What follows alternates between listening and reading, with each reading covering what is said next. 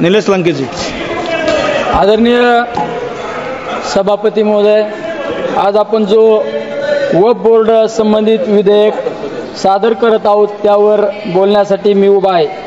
सरकार म्हणते की या मागचा हेतू सशक्तीकरणाचा आहे, पण यामागे काही गंभीर आणि चिंताजनक मुद्दे यामध्ये आढळत आहे। हे विधेयक पाहिल्यानंतर असे वाटते की वक्फ बोर्डाच्या मालमत्तावर नियंत्रण मिळवण्याचा प्रयत्न सुरू आहे की काय। सशक्तीकरणाच्या नावाखाली संस्थेला कमजोर करण्याचा धोका या ठिकाणी दिसतोय। सभापती महोदय, आपण सत्तेत आलो तेव्हा छत्रपती शिवराय महाराजांचे नाव घेतले, पण सत्ता मिळाल्यानंतर त्यांच्या विचारांना सोडून चाललो आहोत, हे दुर्दैव आहे। शिवराय हे तलवार चालवणारे फक्त योद्धे नव्हते, ते सर्व धर्मांना समान वागणूक देणारे, लोकशाही मूल्य जपणारे राजे होते। त्यांनी समाज, धर्म, पंथ, जात, भाषा न पाहता सगळ्यांना सोबत घेतलं। त्यांनी माणूस पाहिला आणि माणुसकीला जागवला। म्हणून मला आठवती ही लहानशी कविता, शिवरायांचा विचार, सर्व धर्मांना मान दिला, प्रत्येकाला सन्मान दिला, सर्व धर्मांना मान दिला, प्रत्येकाला सन्मान दिला, जातीपातीचा नको भेद, साऱ्यांना दिला एकच वेद, जातीपातीचा नको भेद, साऱ्यांना दिला एकच वेद, न्याय करूया धैर्य अपार, असाच होता शिवरायांचा विचार, न्याय करूया धैर्य अपार, असाच होता शिवरायांचा विचार। सभापती महोदय, या विधेयकात असं म्हटलं जातं की वक्फ बोर्ड सशक्त करायचं आहे, पण प्रत्यक्षात त्यांचे अधिकार सरकारकडे हस्तांतरित होत आहे। देशभरात वक्फ बोर्डाकडे सुमारे 9.4 लाख एकर जमीन आहे, त्याची अंदाजे किंमत 1.2 लाख कोटी रुपये आहे। प्रश्न इतकाच आहे, हे वक्फ बोर्डाचं सशक्तीकरण आहे की त्यावर ताबा मिळवण्याचा डाव। अध्यक्ष महोदय, मी या निमित्ताने काही ठोस मुद्दे मी आपणासमोर मांडत आहो। वक्फ बोर्डाचे अधिकार कमी न करता योग्य बदल करून त्यामध्ये सुसूत्रता आणण्याचा प्रयत्न करावे। सशक्तीकरणाच्या नावाखाली संस्थेचे स्वातंत्र्य हिरावू नये। संबंधित अल्पसंख्याक समाजाच्या भावना लक्षात घेता त्या समाजाचे प्रतिनिधित्व त्या बोर्डामध्ये पुरेशा संख्येने असावेत। हे लक्षात घ्या की मुस्लिम, पारसी, ख्रिश्चन, शीख, जैन, नवबौद्ध हे अल्पसंख्याक समाज केवळ सांस्कृतिक नव्हे तर राष्ट्रीय उभारणीचे भागीदार आहेत। सायरस पुनावाला पारसी समाजाचे ज्यावेळेस कोविडची महामारी आली त्यावेळेस त्यांनी कोविडची लस बनवून हजारो लोकांची जीव वाचवण्याचा प्रयत्न केला। त्याचबरोबरीने रतन टाटा, GR टाटा हे पारसी समाजाचे होते। सर्वाधिक CSRच्या माध्यमातून सामाजिक उपक्रम करण्याचं काम या परिवाराने केलं। त्याचबरोबरीने अब्दुल कलाम एक शास्त्रज्ञ आणि देशाचे राष्ट्रपती म्हणून आदर्श काम करणारे व्यक्तिमत्व मुस्लिम समाजाचे होते।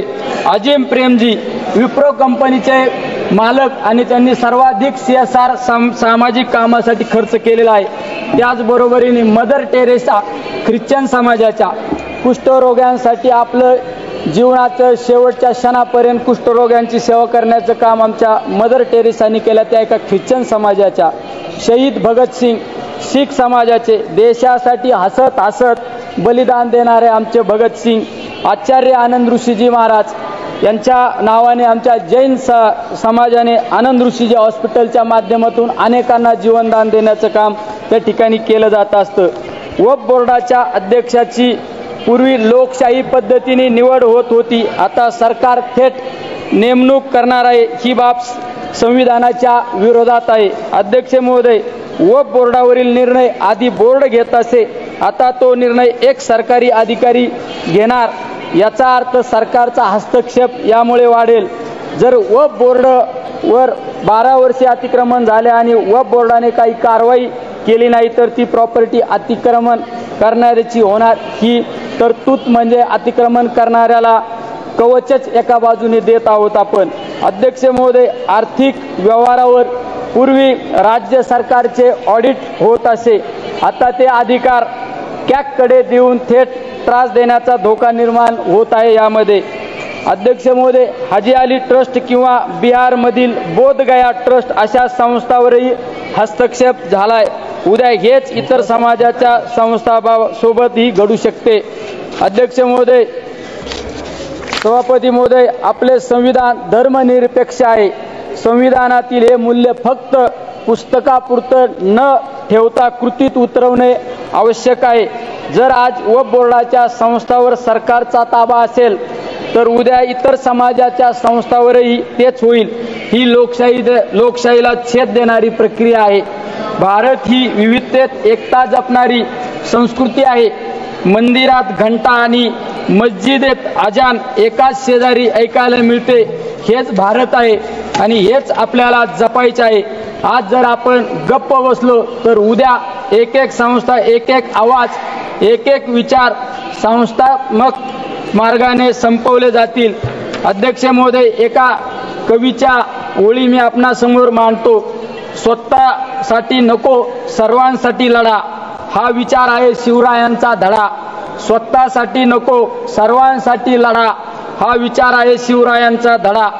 घेऊ नको सत्ता फक्त नावाला, सत्ता असावी सेवा जनतेच्या भावाला. घेऊ नको सत्ता फक्त नावाला, सत्ता असावी सेवा जनतेच्या भावाला. सभापती महोदय, मी सत्तेला नव्हे समाजाला उत्तरदायी आहे आणि जो समाजाच्या भावना समजून घेत नाही त्याला इतिहास कधीच माफ करत नाही.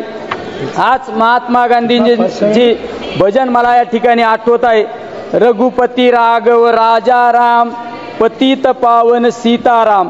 रघुपती राघव राजा राम, पतित पावन सीताराम. ईश्वर अल्लाह तेरो नाम, सबको संमती दे भगवान.